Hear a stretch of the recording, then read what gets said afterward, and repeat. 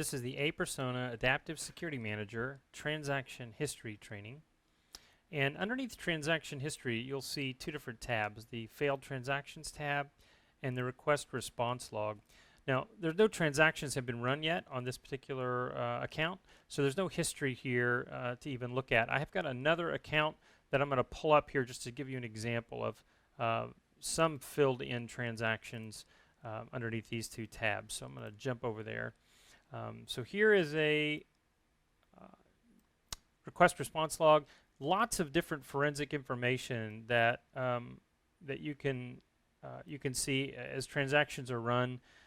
We won't go into all the details. That would be sort of in a much more detailed type of a training. But all of the transactions, every time there's an interaction with the system, in terms of an authentication type of a transaction or a verification that's happening, all of those transactions are recorded, and they're recorded by time, the email address that came in, what the service name, the security policy service name, all the information and forensics that were collected from the client, then sent into the aPersona system, how we responded, and everything that we did on the back end in terms of looking and reviewing the transaction in terms of all the forensics. All of this data is available for export and big data analytics and some other things that some of our larger customers like to do.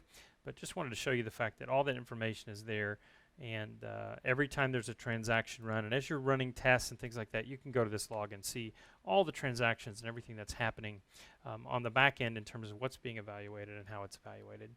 On the failed transaction side, again, I could come back here. I'll go back a few months, and there's one. We had one failed transaction.